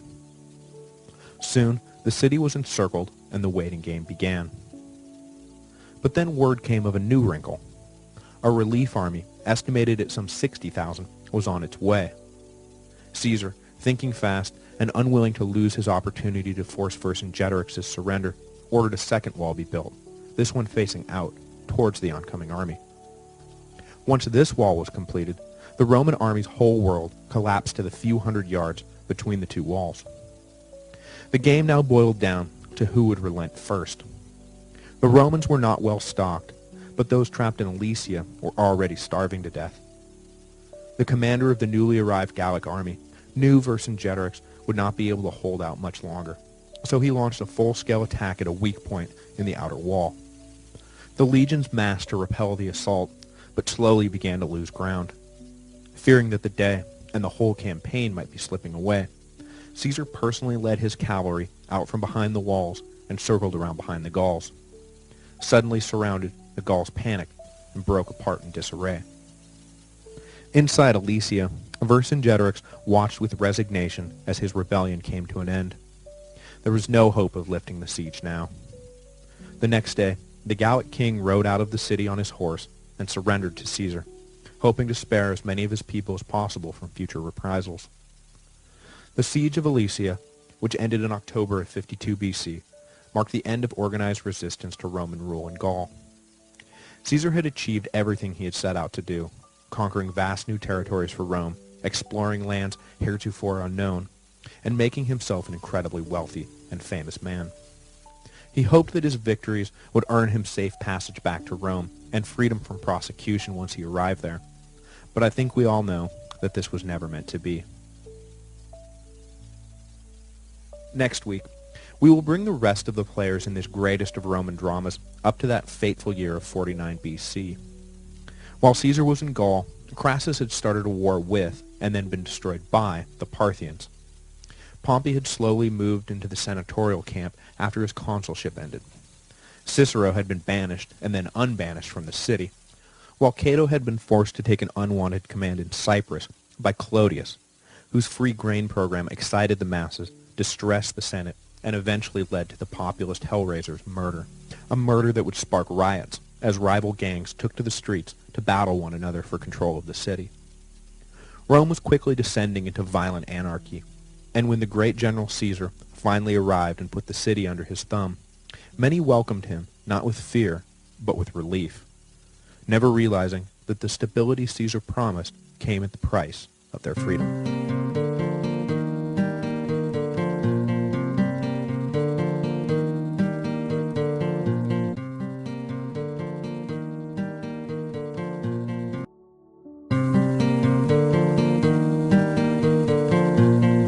Hello, and welcome to the History of Rome. Episode 42, Meanwhile, Back in Rome. After completing his conquest of Gaul, Julius Caesar entered into a sort of holding pattern. The Senate refused to let him return to Rome until he disbanded his army, but Caesar refused to return unless he was allowed to keep his army. It was a critical moment, not just for Caesar, but for the fate of the whole Roman world. We all know what happened, or we will shortly. But before we get into that tense showdown, I want to wind the clock back a few years. Though the war in Gaul is unquestionably the most famous thing to have occurred in the decade, the rest of Rome did not simply stop what they were doing and wait for another dispatch from mighty Caesar. Indeed, it would be difficult to understand why Caesar felt he was forced to cross the Rubicon without understanding what had happened in his absence.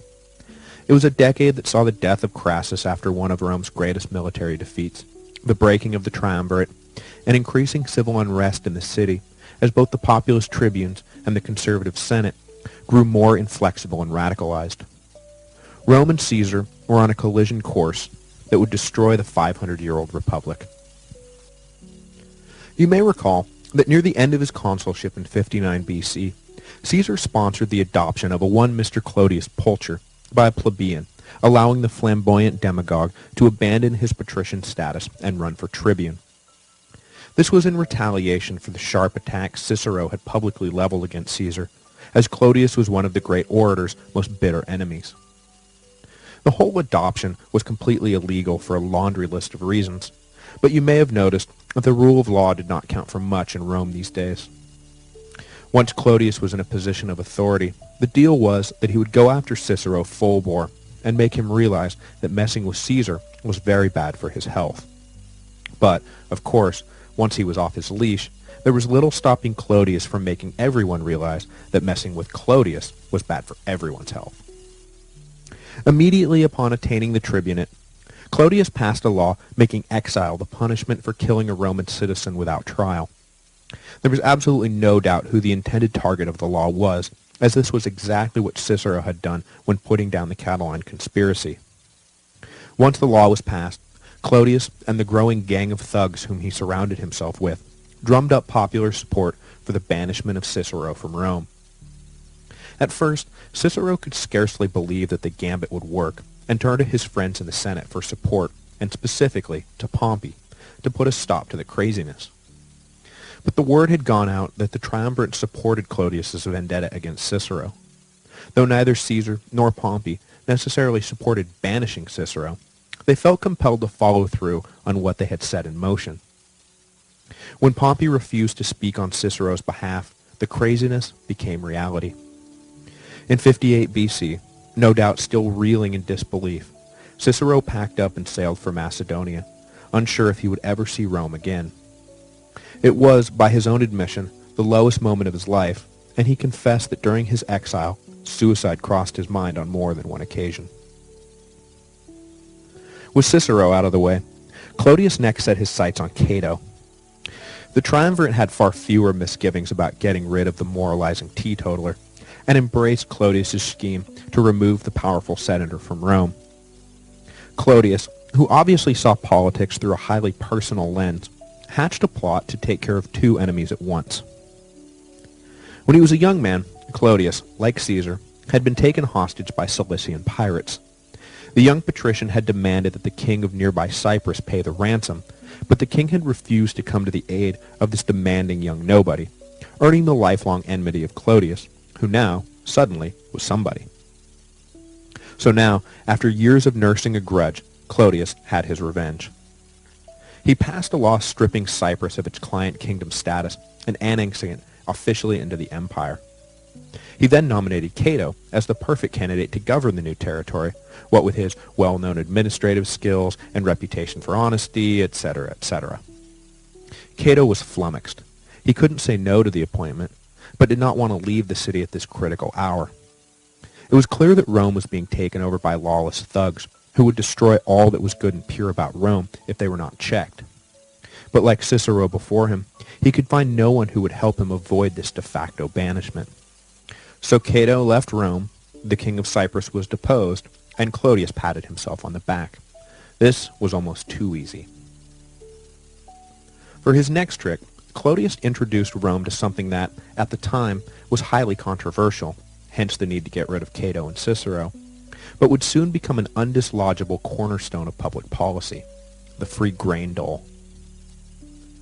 The overpopulation and underemployment in the city was a source of constant worry and tension for middle and upper-class Romans. With more than 1 million people now crammed on top of one another, everyone was aware that if these people were not fed, the richest, most powerful city of the ancient world would likely be consumed by its own hungry citizens. To this end, it had been policy since the days of the Gracchi to sell grain at a heavily subsidized price, but Clodius decided to take it one step further. He pointed out to the teeming masses that they all lived in, well, the richest, most powerful city in the world, and it was a gross injustice that the nobles lived such splendid lives, enjoying all the luxuries that empire afforded, while they lived in such squalor, barely able to feed themselves. Veterans who had fought to win the empire that now sustained the rich deserved better. Farmers who had been displaced by slaves so the rich could make more money deserved better. Urban citizens who had seen their standard of living deteriorate because of the influx into the city of the former two groups deserved better. They all deserved better. The mobs were eager to buy what Clodius was selling, because Clodius wasn't planning to sell them anything. He was planning to give them stuff for free. And nothing says popular like free stuff. So Clodius was able to push through his free grain allotments, which ultimately served some 200,000 poor citizens of Rome. Augustus would consider repealing the grain dole during his reign, but ultimately decided against it.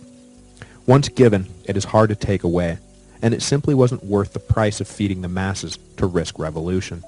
Free grain was here to stay. But despite his efforts to neutralize his enemies, Clodius was not operating in a political vacuum. In 57 BC, after just a single year in exile, good thing he didn't kill himself, a movement began to have Cicero recalled to Rome. The faction was led by Titus Annius Milo, a plebeian agitator who had previously worked in support of Pompey, but who now aligned himself with the conservative Senate against the triumvirate. Milo was, further, personal friends with Cicero. He was elected tribune alongside Clodius in 57 BC and made it a priority to bring his friend home. The rivalry between Clodius and Milo would define Roman street politics for the next few years. Both controlled gangs of former soldiers and gladiators who could be mobilized at a moment's notice to support this or that proposal. Violent clashes and small-scale riots became a frequent feature of Roman life, as the heads of these rival gangs fought physically where once words had been the weapon of choice. The degeneration of discourse from verbal sparring to literal sparring would be the catalyst for Pompey's elevation to a near dictatorship, which we will get to in a moment. Milo, despite Clodius's attempts to physically halt the proceedings, managed to lift the judgment on Cicero, and in the summer of 57 BC, the senator was welcomed back to Italy by an adoring crowd, much to his happy surprise. But his return to Rome was bittersweet. In his absence, Clodius had confiscated Cicero's estates, both in the country and on the Palatine Hill, and had them demolished. While Cicero returned from Greece, Milo had directed workers to begin rebuilding his friend's home, and the construction site became the scene of multiple violent clashes as Clodius sent in his thugs to disrupt the effort. Eventually, the running battles between Clodius and Milo would turn deadly, and one would wind up dead and the other exiled. But before we get to that, we need to turn to Caesar's triumvirate colleagues who, as you'll recall, were preparing themselves to be co-consuls in 55 BC. The consular elections of 56 BC, which saw Crassus and Pompey victorious, would take records amount of bribery to pull off. Opposition to the triumvirate, it seemed, was unifying and solidifying, and it was getting more and more difficult for the three men to simply assert their will. Thus, the consulship of Pompey and Crassus was centered on the question of each man's future. As agreed, they extended Caesar's proconsulship in Gaul for another 5 years, which would leave him immune to prosecution through 49 BC. This was of the utmost importance, as it would get Caesar through the mandated 10-year waiting period between consulships. Caesar believed that if he could survive until the second consulship, he could do enough in that term to insulate himself from prosecution for the rest of his life. After easing Caesar's troubled mind, they looked out for themselves. Crassus would be assigned to the governorship of Syria for a period of 5 years, and Pompey would be given Spain for the same length of time. The two men saw their eventual proconsulships from entirely different perspectives. Pompey, for his part, made sure that he would be allowed to rule his province without actually having to go there. He was getting up there in years and had already fought his way to the ends of the known world and come home triumphant. He was fast losing interest in the world of war and politics. All he wanted to do now was retire in Rome with his young bride Julia. The governorship of Spain was meant to leave him with a steady income, not to afford any opportunities for further glory. He was, after all, Pompey the Great. What more did he have left to prove? Crassus, on the other hand, though he was even older than Pompey, still dreamed of a triumph, something that would fill the gaping hole in his record. His youthful exploits at the Battle of the Colline Gate had long been forgotten, and his victory over Spartacus had come almost 20 years before. When people thought of Pompey, they thought of his great military victories. When they thought of Crassus, they thought of the fact that they had to pay him rent every month. Great monuments are built for the former, not so much the latter. So, in late 55 BC, Crassus set out for Syria to build himself a great army so he could invade Parthia, while Pompey set out for the kitchen to make himself a nice snack and take a nap. Throughout 54 BC, Crassus used his personal wealth to raise 7 legions in Syria, some 35,000 to 40,000 troops. At his request, and with Caesar's approval, Crassus's son Publius was released from service in Gaul and rode to meet his father at the head of 1,000 Celtic cavalrymen. Crassus trained his army, drilled his army, and re-drilled his army until they were in fighting shape. He couldn't wait to get his expedition started, identifying the next spring as the latest he wanted to get going. But Crassus's impatience would prove to be his undoing and lead him to make a disastrous strategic decision right at the outset. The buffer state Armenia, which Pompey had secured peaceful relationships with the decade before, agreed to help Crassus in his quest to peel off territory from the Parthians. The Armenian king pledged 50,000 troops. The only stipulation was that Crassus had to come north and invade Parthia via Armenia. Basically, the king wanted Crassus to swing through and pick up the Armenian army on his way to the front. But Crassus refused to delay, and after crossing the Euphrates River and finding himself welcomed by the Hellenized natives, decided he was better off making immediately for bigger fish, rather than going back to get the Armenians. But the natives Crassus initially encountered were not so much friendly as they were treacherous. A local chieftain told Crassus that the Parthians were scattered and afraid of the invading Romans. But the chieftain was a Parthian plant, and when he agreed to show Crassus the best route to the great Parthian cities, it was not hard to imagine what happened next. In actuality, the Parthians were not scattered and afraid. They were concentrated and confident. The Parthian army headed for Armenia to punish the conspiring Armenian king, while their plant in the Roman army was ordered to lead Crassus around the desert aimlessly. Just to make sure that the Romans did not link up with the Armenians, 10,000 Parthian cavalry were sent south to further harass the legions. But it would turn out that the attempt to delay Crassus would prove to be far more successful than anyone could have dreamed. The 10,000 cavalry was about to crush Crassus's army of some 40,000. After being led away from the Euphrates, the Roman army marched day after day through the sweltering desert heat. Morale was low, and the troops grumbled that Crassus had no idea what he was doing, no idea where he was going, and that he was going to get them all killed. On all three fronts, they were exactly correct. At Carrhae, near the modern border of Syria and Turkey, the Parthian cavalry appeared on the horizon. Ignoring advice from his officers about where to fight, when to fight, and how to fight, Crassus ordered his exhausted troops to form into a giant square, with cavalry protecting each wing. At first, the Romans, despite their misgivings about Crassus, were fairly confident. It was, after all, only 10,000 Parthians. But of those, 9,000 were highly mobile and highly accurate archers, while the other 1,000 were heavily armored troops called cataphracts.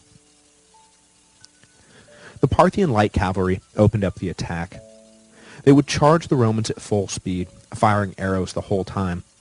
Then, as soon as they got near the line, they would wheel around and speed off, continuing to fire arrows over their shoulder as they went. And this last maneuver was called a Parthian shot, or, as we know it today, a parting shot. It had the effect of never letting up on the constant barrage of arrows. Crassus kept his men in formation, shields facing all directions, and the arrows mostly bounced off harmlessly. But as I'm sure you can imagine, the constant attack took its toll mentally. Crassus's brilliant strategy was to simply outlast the arrow supply of the Parthians and hope they would leave the Romans alone after that. At one point, however, afraid that he would be surrounded, Crassus ordered his son to lead out the Celtic cavalry to drive off an encircling force. The superior Parthian cavalry, however, led Publius and his men far away from the main Roman force, then suddenly wheeled around and attacked. Helpless, Crassus watched as his cavalry and his son were slaughtered. Despondent, he fumbled around trying to decide what to do next, eventually coming to the conclusion that he needed to march forward and attack. But before he could make any positive move, the armored cataphracts attacked. The exhausted and heat-stroked Roman front line was smashed, and the whole army was split in two. Crassus was forced to order a retreat. 10,000 of his men were cut off from the rest of the army and cut down. The Romans withdrew, but were led astray again and again by supposedly friendly locals. Finally, the Parthian commander sent word that he would talk terms with Crassus. The Roman soldiers basically told their general to go talk, or they would kill him where he stood. Crassus, completely deflated, agreed. He entered the Parthian camp to discuss peace, but whether by design or accident, a fight broke out, and in the melee, Crassus was killed. Legend has it that the Parthians, well aware that they were dealing with Rome's richest and greediest leader, poured molten gold down his throat and kept the skull as a trophy. The legions, meanwhile, discovered that they had been led into a swamp, and, getting word that their leader had been murdered, tried to escape, but the flight was a disaster. Between the battle at Carrhae and the retreats, Rome lost some 20,000 troops, with another 10,000 taken prisoner. Of the 40,000 who had marched out just weeks before, only 10,000 limped back to Syria under the command of Gaius Cassius. Yeah, that Cassius. It was the worst Roman defeat since the disaster at Cannae during the Second Punic War. And more embarrassing than the loss itself was the capture of numerous legionary eagle standards. It was a source of almost immeasurable shame for the legionary symbols to fall into the hands of the enemy. Caesar Augustus spent a great deal of diplomatic time and energy trying to recover the captured eagles from the Parthians, and when he finally got them back, the reaction in Rome was the same as if he had actually won a great battle. The defeat at Carrhae also firmly solidified in the minds of most Romans that it was folly to try and expand further east. Many had opposed Crassus's mission to begin with, and took the loss as proof that Rome ought to stick near the Mediterranean. Mark Antony's later disastrous misadventures in the region would further drive home the point that sound policy was living in peaceful coexistence with whatever empire controlled the mountains and deserts of the east. It was not until the Emperor Trajan, some 150 years later, that Rome would again risk war in the east. And even then, Trajan's successor Hadrian basically abandoned all the territory Trajan had won, deeming it far too expensive to try and hold. Rome was, and would remain, a Mediterranean empire. I will also mention in passing that to the Romans at the time, the doomed campaign in the east was defined not by the death of Marcus Crassus, but by the death of his son Publius. The young man, too young to even begin his path on the cursus honorum, had already proved himself to be a great leader while serving in the Gallic Wars, and many Romans felt that the early death of this popular and charismatic leader was one of the great tragedies of the day. It is intriguing to wonder what role a formidable Publius Crassus would have played in the coming civil wars. But for Caesar, the death of Marcus was still by far the greater tragedy. It had the effect of officially ending the First Triumvirate. With Julius' death in 54 BC, the ties that bound Caesar and Pompey were already strained. Crassus's death officially ended the partnership. Caesar, as I mentioned before, attempted to salvage the relationship by offering Pompey his niece Octavia, but Pompey decided to marry Publius Crassus's young widow, who just so happened to be the daughter of one of Caesar's greatest enemies, Quintus Metellus Scipio. Yes, the triumvirate was broken. Beyond this breach, Rome in general began to turn on Caesar. In December of 53 BC, a chance passing in the streets of Clodius and Milo led to a fight breaking out among their entourages. In the scuffle, Clodius was killed. This not only deprived Caesar of a key ally in the city, but it also sparked a wave of riots. In a display of shocking lawlessness, the supporters of Clodius actually seized control of the Senate House and used it as a funeral pyre for their dead leader, burning the entire structure to the ground. So, when you go to Rome and visit the Forum and discover to your disappointment that you can't actually see the spot where Julius Caesar was assassinated because the Senate was meeting somewhere else for a few years, blame Clodius. Well, at least his supporters. Boo, Clodius' supporters. Boo. The riots led the Senate to reach out to Pompey. A strong hand was needed before things spun out of control. But wary of giving Pompey full dictatorial powers, they instead split the difference and appointed him emergency consul without a colleague. Pompey managed to restore order, but moving beyond the immediate crisis, the Senate pushed him to deal with the next crisis, which they all saw looming.